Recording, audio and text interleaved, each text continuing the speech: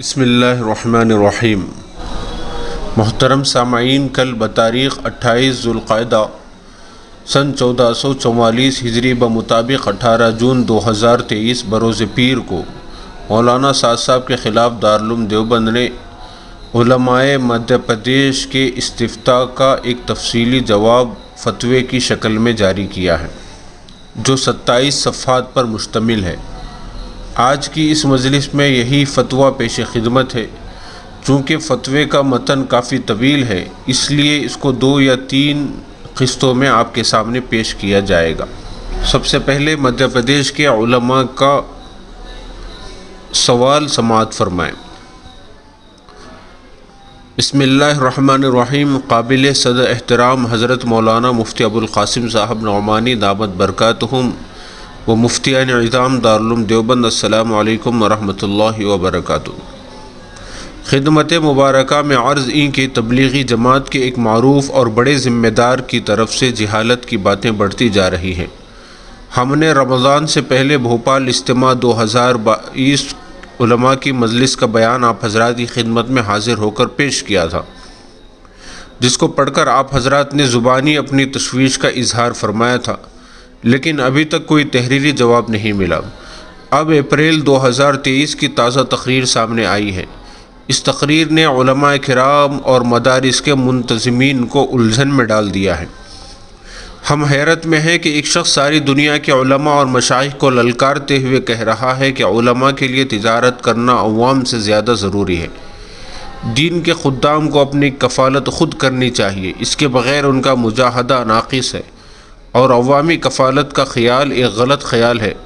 بیان کے الفاظ یہ ہیں: حضور اکرم صلی اللہ علیہ وسلم نے خود اور اپنے خلفائے راشدین کو اس کا عادی بنا دیا تھا کہ جو مال تمہارے پاس آئے اس کو تو رد کرنا، اور جو مال تمہیں تمہاری دینی خدمات کی وجہ سے پیش کیا جائے اس کو قبول مت کرنا۔ صحابہ کرام نہیں جانتے تھے کہ اجرت اور اجر کیسے جمع کیا جا سکتا ہے۔ وہ تو اس زمانے کے لوگ کہتے ہیں کہ اجر بھی جمع ہوگا اور اجرت بھی جمع ہوگی۔ صحابہ نہیں جانتے تھے کہ کیا دینی کسی خدمت پر اجرت کا لینا ہمارے اجر کو باقی رکھے گا۔ صحابہ اس کو نہیں جانتے تھے۔ لوگوں نے تعویلات کر کے اپنے آپ کو غیر محتاج ہوتے ہوئے بھی دین کی خدمات کی اجرت کا اپنے آپ کو عادی بنا لیا ہے۔ غیر محتاج ہوتے ہوئے بھی، جبکہ ان لوگوں نے محتاج ہوتے ہوئے بھی دین کی خدمت کی اجرت کو قبول نہیں کیا، اور اب اس زمانے میں یہ لوگوں کی عادت بن گئی ہے۔ حالانکہ میں سمجھتا ہوں کہ ایک معلم کا تعلیم کے ساتھ تجارت کرنا بغیر دینی تعلیم کے تجارت کرنے سے زیادہ اہم اور ضروری ہے۔ ایک معلم ہے، ایک محدث، ایک امیر اور ایک مبلغ کا ان کی دینی خدمات کے ساتھ تجارت کرنا زیادہ اہم اور ضروری ہے بنسبت عام جاہل آدمی کے، جو دین کی کسی اجتماعی کام میں کوئی ذمہ داری اس پر اتنا لازم نہیں ہے کہ وہ تجارت کرے۔ لیکن کہاں سے یہ مزاج بنا اور کہاں سے یہ بات پیدا ہوئی کہ مشائخ اور علماء اور محدثین اور مبلغین ان حضرات کا دنیاوی کاموں میں مشغول ہونا کہ اس سے دین میں خلل پیدا ہوگا۔ حالانکہ میں سمجھتا ہوں کہ اس سے ان کے کام میں تعاون ہوگا، اور یہ امت کو عملی تجارت بازار میں بیٹھ کر بتلاتے کہ عملی تجارت کیا ہے، بجائے کتاب سے کتاب التجارہ پڑھانے کے یہ بازار سے بیٹھ کر بتلاتے کہ تجارت کیسی ہوتی ہے۔ مگر افسوس اس بات پر ہے کہ اس زمانے میں کفار کی طرح مسلمان بھی علماء اور مشائخ کے تجارت کرنے کو عیب سمجھتے ہیں۔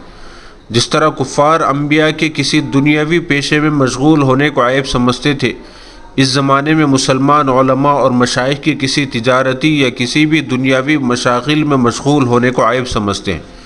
میں نے اہم بات عرض کی ہے، ایک معلم کا، ایک مدرس کا تجارت کرنا ایک غیر عالم کے تجارت کرنے سے زیادہ اہم اور ضروری ہے، 2 وجہوں سے: تاکہ اس کی دینی خدمات مخلوق سے استغنا کے ساتھ ہو، اور دوسری بات، میں کتنی اہم بات عرض کر رہا ہوں، ابو بکر صدیق رضی اللہ تعالیٰ عنہ کا عمل بتلا رہا ہے کہ عمر خلافت مجھے تجارت سے نہیں روک سکتی۔ آپ سوچئے تو صحیح، سارے مسلمانوں کے تمام امور کی ذمہ داری سارے مسلمانوں کی، جہاں جہاں تک اسلام پہنچ گیا عالم میں، وہاں کے تمام مسلمانوں کے امیر کتنا کام ان کے ذمے ہوگا، لیکن وہ ان ساری مشغولی کے ساتھ تجارت کرنے کو نہ خلافت میں مخل سمجھتے ہیں اور نہ عیب سمجھتے ہیں۔ وہ تو حضرت عمر رضی اللہ تعالیٰ عنہ نے کہا کہ خلافت میں مخل ہوگا۔ فرمایا کہ کیوں مخل ہوگی؟ یہ کام بھی کریں گے، تجارت بھی کریں گے۔ تو میں یہ عرض کر رہا، دوسری وجہ یہ ہے علماء کے تجارت کرنے کی، تاکہ یہ بازار میں بھی اترے، عدالت میں بھی اترے، یہ بینکاری میں بھی اور دنیا کے تمام شعبوں میں بھی داخل ہوں، تاکہ مسلمانوں کا ان سے دنیاوی شعبوں میں عملی واسطہ پڑے۔ کتابی واسطہ پڑ رہا ہے، میں اس کو دین کے لیے کافی نہیں سمجھتا۔ کتابی تعلیم عملی تعلیم نہیں ہے، آپ نے غیر عملی تعلیم کو تعلیم پر محدود کیا ہوا ہے۔ سمجھ میں آ رہی ہے؟ غیر عملی تعلیم پر کتابی تعلیم محدود کیا ہوا ہے۔ غیر عملی تعلیم میں محدود کیا ہوا ہے؟ تعلیم کو۔ حضرت عمر کے زمانے میں کسی کو اجازت نہیں تھی کہ تجارت کے امور اور اس کے احکام کا امتحان دیے بغیر مدینے میں دکان کھول لے۔ ہم تو مسلمانوں کو نماز روزہ سکھانا چاہتے ہیں، ہم تو ان کو اسلامی تجارت دکھانا چاہتے ہیں۔ آؤ مدینے میں اسلامی تجارت دیکھو۔ اس لیے عرض کر رہا ہوں کہ یہ خیال غلط ہے، معلم ہو یا متعلم، اس کی ضرورت کا کوئی کفیل ہو جائے۔ میں سمجھتا ہوں کہ اس سے معلم اور متعلم دونوں کا مجاہدہ ناقص ہو رہا ہے، دونوں کا مجاہدہ ناقص ہو رہا ہے، معلم کا بھی اور متعلم کا بھی، اور دونوں خوش ہیں کہ اچھا ہے، چلو مالدار لوگ ہماری ضروریات کا تکفل کر رہے ہیں، تو کیا ضرورت ہے ہمیں کچھ کرنے کی۔ پڑھانے والے بھی خوش، پڑھنے والے بھی خوش۔ جب عزیمت ختم ہو جاتی ہے تو پھر آدمی کا رخصت معمول بن جاتا ہے، پھر عزیمت کا بیان کرنا لوگ رخصت کا انکار اور اس کی تردید سمجھتے ہیں، وہ ان سے برداشت نہیں ہوتی۔ وہ یہ سمجھتے ہیں کہ ہم پر رد ہے، حالانکہ آپ پر رد نہیں ہے، بلکہ اصل چیز کی طرف متوجہ کرنا ضروری ہے۔ تو ہم نے عرض کیا کہ تعلیم و تعلم کے ساتھ اپنی ضروریات کا خود کفیل ہونا، یہ صحابہ کرام کی، خلفائے راشدین کی، یہ انبیاء علیہ الصلوۃ والسلام کی صفت ہے، ضرورت ہی نہیں ہے، صرف صفت ہے۔ میں تو کہتا ہوں کہ ایک صفت ہے کہ انبیاء تجارت کریں، ہر نبی نے کوئی پیشہ اختیار کیا ہے۔ نبی لوہار بھی ہے اور بڑی بھی اور کارپینٹر بھی، وہ کام کیے جن کاموں کو مسلمان اس زمانے میں عیب سمجھتا ہے، وہ کام نبیوں نے کیے جو اس زمانے میں معیوب سمجھا جاتے ہیں۔ اور آپ آج یہاں پہنچ گئے کہ کوئی اچھی تجارت کرنا بھی آپ تعلیم کے ساتھ عیب سمجھتے ہیں۔ تعلیم حیات الصحابہ بتاریخ 29 اپریل 2023۔ یہاں تک استفتاء کا متن ختم ہو گیا۔ اب آگے سنیے۔ حضرات اکابر، یہ بیان بہت گمراہ کن معلوم ہوتا ہے۔ اس بیان میں مقرر صاحب نے عوام کو کھلم کھلا یہ تاثر دیا ہے کہ ساری دنیا میں وہی اکیلے عزیمت کے داعی ہیں، اس لیے علماء ان کی مخالفت کرتے ہیں۔ آپ حضرات نے بلا خوف لومۃ لائم ایک بہت بڑا قدم اٹھایا تھا اور متفقہ فتویٰ جاری کیا تھا، پھر دوسری تحریر میں لکھا تھا کہ وہ ایک نئی جماعت بنا رہے ہیں، لیکن دارالعلوم دیوبند کے دشمن بعض ناعاقبت اندیش لوگوں نے دارالعلوم دیوبند اور ہمارے اکابر پر بے ہودہ قسم کے الزامات لگانے کی ایک مہم چھیڑ رکھی ہے۔ قسطیں لکھتے رہتے ہیں۔ ہمیں دیوبند کے اکابر پر کامل اعتماد ہے کہ وہ حق کے معاملے میں ہرگز کسی سے متاثر نہیں ہو سکتے۔ ہم نے آپ حضرات کی خدمت میں اس سے پہلے بھی جو بیانات ارسال کیے ہیں، جن میں سے بعض میں انبیاء علیہ الصلوۃ والسلام کی شان میں بے ادبی کی گئی، اور بعض بیانات میں دعویٰ کیا گیا ہے کہ آج تعلیم اور دعوت کا نظام سنت طریقے سے ہٹ چکا ہے، ان سب کا جائزہ لینے کے بعد مندرجہ ذیل سوالات کے جوابات مطلوب ہیں۔ نمبر 1، مقرر صاحب کے یہ بیانات کیا از روئے شرع درست ہیں؟ کیا ایسے شخص کی غلط باتوں کو آگے پھیلانا اور آگے بڑھانا جائز ہے؟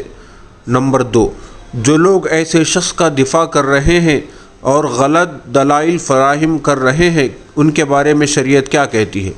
نمبر 3، بعض لوگ عوام کو یہ بھی سمجھاتے ہیں کہ دارالعلوم دیوبند کے لوگ ہمیشہ تبلیغ کے مخالف رہے ہیں، کیا دارالعلوم دیوبند واقعی تبلیغی جماعت کا مخالف ہے؟ ان سوالوں کا جواب ہمیں واضح الفاظ میں مطلوب ہے۔ آپ حضرات کے علم میں یہ بات بھی لانا چاہتے ہیں کہ دارالعلوم دیوبند کے دو ٹوک متفقہ سامنے نہ آنے کی وجہ سے علماء کرام کے لیے دینی رہنمائی میں سخت مشکلات پیش آ رہی ہیں۔ کتنے ائمہ کو امامت سے بے دخل کیا جا چکا ہے، جبکہ ہر جگہ گول مول اور متضاد باتیں پھیلی ہوئی ہیں۔ کوئی کہتا ہے کہ رجوع ہو گیا، اس لیے ہم مجبور ایک بار پھر دارالعلوم دیوبند سے رجوع کر رہے ہیں۔ وہی ہمارے لیے احقاق حق اور ابطال باطل کا سب سے بڑا مرکز ہے۔ صاف لفظوں میں ہمیں سوالات کے جوابات مطلوب ہیں۔ اگر ہمارا تاثر غلط ہے تو ہماری غلطی کی نشاندہی کر دی جائے، فقط والسلام۔ نیچے علماء مدھیہ پردیش کے دستخط موجود ہیں، اس کو بھی دیکھا جا سکتا ہے۔ اب اس استفتاء کا جواب ملاحظہ فرمائیں۔ بسم اللہ الرحمن الرحیم۔ الجواب وباللہ التوفیق۔ دارالعلوم دیوبند نے اپنی آخری تقریر جو 31 جنوری 2018 میں شخص مذکور کے افکار و نظریات سے متعلق لکھا تھا، دارالعلوم دیوبند کے موقف میں اصلاً جس فکری بے راہ روی پر تشویش کا اظہار کیا گیا تھا اس سے صرف نظر نہیں کیا جا سکتا، اس لیے کہ کئی بار رجوع کے بعد بھی وقتاً فوقتاً ان کے ایسے نئے بیانات موصول ہو رہے ہیں جن میں وہی مجتہدانہ انداز، غلط استدلالات اور دعوت سے متعلق اپنی ایک مخصوص فکر پر نصوص شرعیہ کا غلط انطباق نمایاں ہے، جن کی وجہ سے خدام دارالعلوم ہی نہیں بلکہ دیگر علماء حق کو بھی ان کی مجموعی فکر سے سخت قسم کی بے اطمینانی ہے۔ ہمارا یہ ماننا ہے کہ اکابر رحمہم اللہ کی فکر سے معمولی انحراف بھی شدید نقصان دہ ہے۔ ان کو اپنے بیانات میں محتاط انداز اختیار کرنا چاہیے اور اسلاف کے طریقے پر گامزن رہتے ہوئے نصوص شرعیہ سے ذاتی اجتہادات کا سلسلہ بند کرنا چاہیے، کیونکہ موصوف کے ان دور ازکار اجتہادات سے ایسا لگتا ہے کہ خدا نخواستہ وہ کسی ایسی جدید جماعت کی تشکیل کے درپے ہیں جو اہل سنت والجماعت اور خاص طور پر اپنے اکابر کے مسلک سے مختلف ہوگی۔ اس تحریر کے اجرا کے بعد سے اب تک ہم خدام دارالعلوم کے پاس وقفے سے مقرر موصوف کے ایسے بیانات موصول ہوتے رہے جن کو پڑھ کر بلا تردد یہ بات لکھی جا سکتی ہے کہ معاملہ صلاح کے بجائے غلط اجتہادات، دین و شریعت میں تحریفات اور خود ساختہ نظریات پر اصرار کی طرف بڑھتا جا رہا ہے۔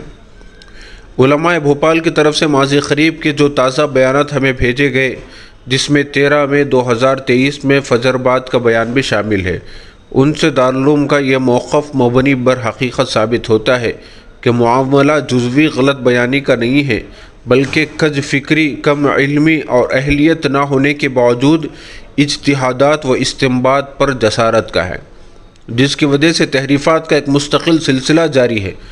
اس سے زیادہ خطرناک یہ کہ ان کے متبعین غلط نظریات پر بے بنیاد دلائل و سوشل میڈیا پر خوب عام کر رہے ہیں اور گویا دارالعلوم اور اس کے خدام کے بارے میں بے جا الزامات و اتہامات کی ایک مہم چھیڑ رکھی ہے۔ اب تک اس سے صرف نظر ہی کیا گیا ہے، لیکن جب جمہور امت کے خلاف منکرات اور جہالت پر مبنی باتیں عوام میں چل رہی ہوں اور عوام کے سامنے ہمارے اکابر رحمہم اللہ کے مسلک کی سراسر غلط ترجمانی کی جا رہی ہو اور سیرت صحابہ کے عنوان سے خیر القرون کا غلط اور خود ساختہ نقشہ امت کے سامنے پیش کیا جا رہا ہو اور مسجد ان گمراہ کن باتوں کو آگے پھیلایا جا رہا ہو، تو امت کو گمراہی سے بچانے کے لیے صحیح اور واضح موقف پیش کرنا یقیناً ایک ناگزیر ذمہ داری ہو جاتی ہے۔ سوال میں 29 اپریل 2023 کا جو بیان نقل کیا گیا ہے، اس کے مفصل جائزے سے پہلے یہ وضاحت ضروری ہے کہ مقرر صاحب نے دینی خدمات میں مشغول افراد کے بارے میں اپنے جس خیال کو پیش کیا ہے وہ ان کا کوئی نیا اور پہلا انحراف نہیں ہے۔ دارالعلوم دیوبند اور دوسرے اہل حق علماء کی طرف سے اس پر پہلے بھی متنبہ کیا جا چکا ہے، لیکن اس کے باوجود عوامی مجمع میں اپنے اسی پرانے غلط نظریے کو کسی نہ کسی عنوان کے تحت مسلسل دہراتے رہتے ہیں، لیکن زیر نظر بیان ان کے سابقہ بیانات کے مقابلے میں اور بھی زیادہ خطرناک ہے، اس لیے کہ اس میں انہوں نے علماء، محدثین، مشائخ اور مدارس دینیہ میں عوامی کفالت کے مروجہ نظام کو واضح الفاظ میں بے وقار کرنے کی کوشش کی ہے۔